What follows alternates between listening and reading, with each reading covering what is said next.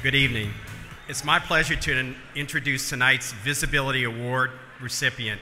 Greg Rikaart has been on the cast of The Young and Restless for 10 years, earning him the Daytime Emmy Award along with numerous nominations.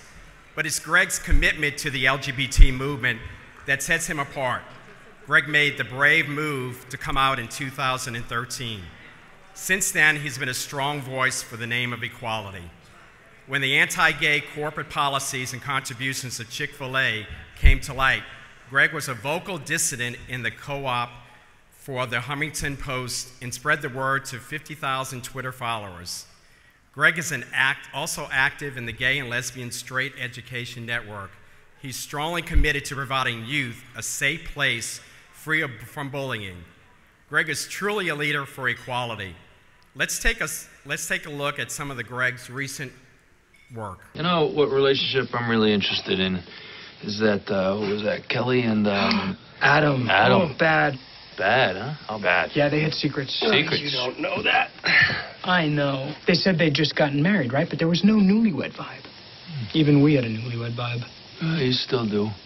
But we're talking about Kelly now, so... I agree. We still do. Well, you're just saying that because we're sweating. No, I'm not. I love you.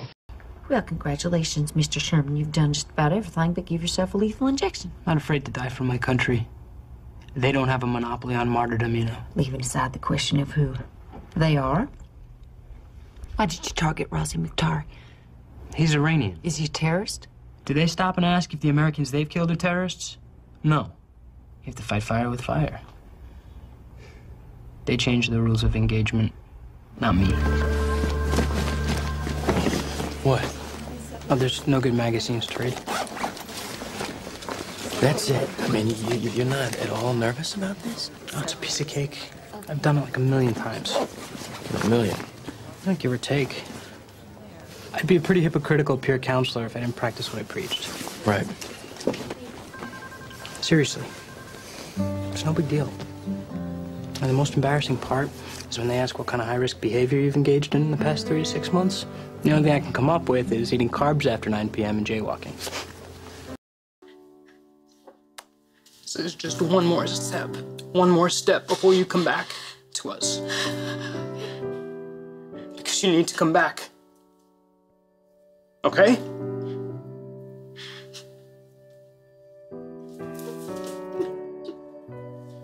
I love you so much.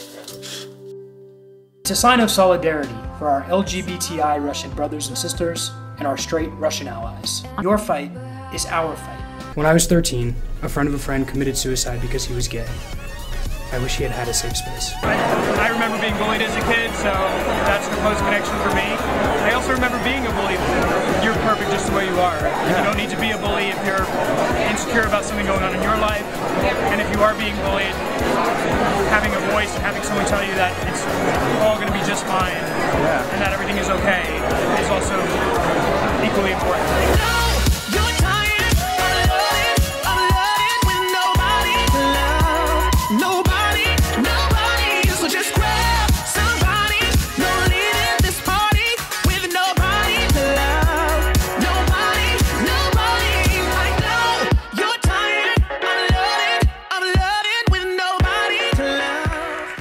Please join me in welcoming our 2014 Visibility Award recipient, Greg Rikaart.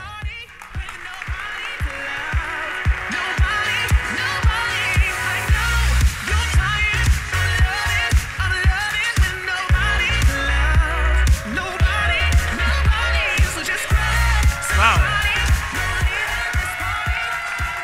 Thank you. Thank you so much. Nothing makes you feel older than watching yourself on television from 10 years ago. Okay, so for those of you who don't know who I am, as you just learned, my name is Greg Rikaart. I'm an actor on The Young and the Restless. And for the past 10 years, I've played a character named Kevin Fisher. That guy knows who I am.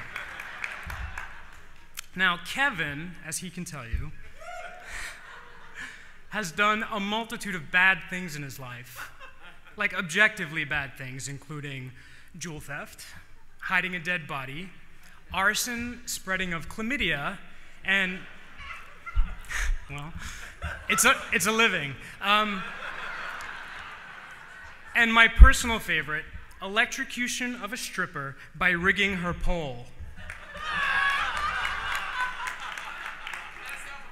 Hey, or as you might all call it, just another night in New Orleans.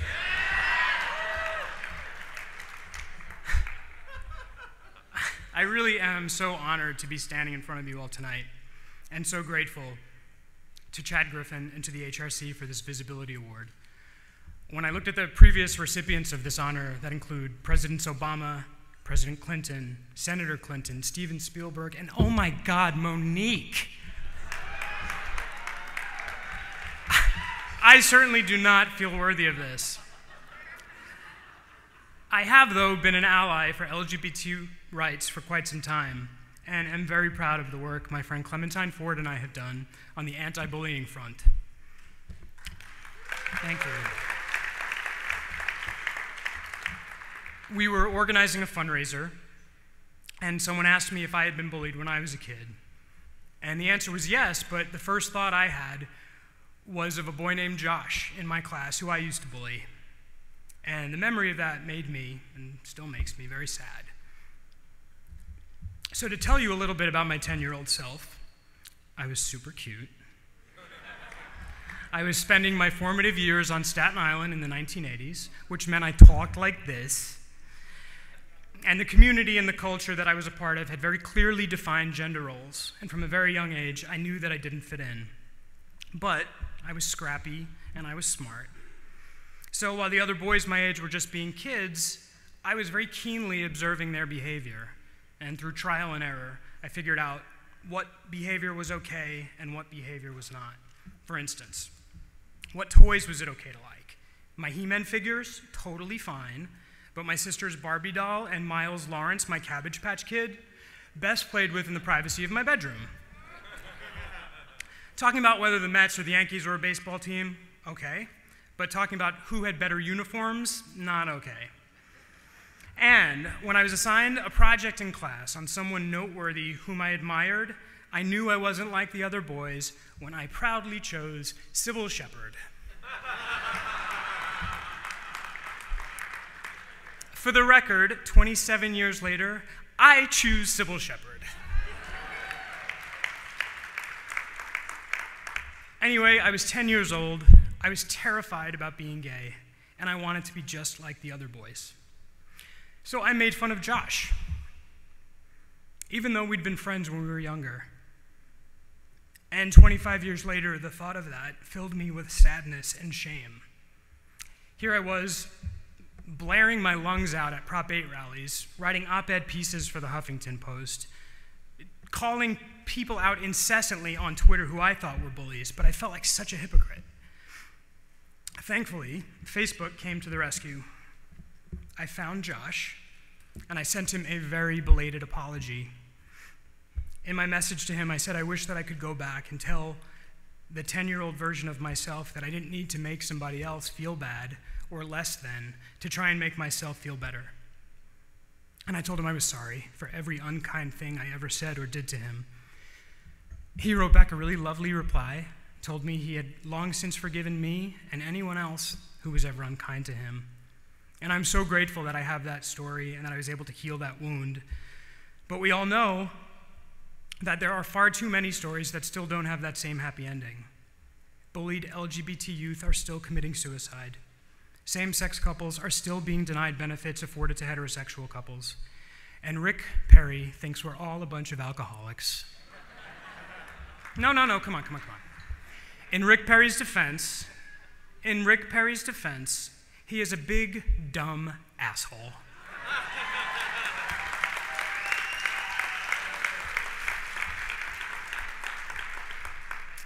This is why the work that the HRC is doing on a daily basis to end LGBT discrimination is so important. Thanks in large part to the HRC, the majority of Americans now support marriage equality. Now, I am so grateful to be living in this time of our civil rights movement, and I'm amazed at how fast everything is changing. It's so fucking exciting, really. After President Obama came out in support of same-sex marriage, politicians began tripping over themselves to lend their support. I remember the time well. DOMA was just overturned. Rob, the handsome guy sitting beside me at table 32, and I were in our backyard. There were burgers, there was rosé, and our dog just got got sprayed by a skunk. He's a puggle named Fred. So cleaning him up was not a lot of fun. Rob and I worked really hard, and at one point, Fred had so much tomato juice and sauce all over him, he looked like the canine version of Carrie. So maybe it was the elation over DOMA being overturned, maybe it was the skunk fumes, most likely it was the rosé. But that night, I wanted to bask in this feeling of equality. I had long been an out gay man in my life, but was ready to stop being evasive about the issue publicly. So Rob and I took a selfie. I posted it. I posted it on Twitter, and I felt equal. We've been together since 2005. Thanks. We met at a party in North Hollywood that had this ice luge, and there was like scantily clad men and women that were doing shots down this ice luge, or as you might all call it, just another Sunday morning in New Orleans. We're not married yet, but if we were to get married today, we've got 19 states where we can do that. I think Louisiana would be a fun number 20, don't you?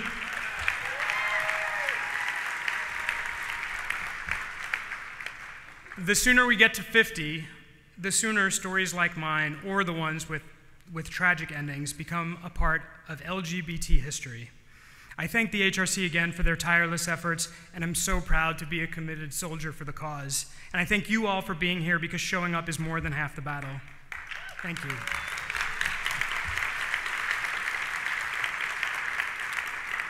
And finally, I would like to thank my incredible network of supportive family and friends, Mom, Dad, Carrie, Michael, my amazing nephews, Luca and Nicholas, and most importantly, my Rob.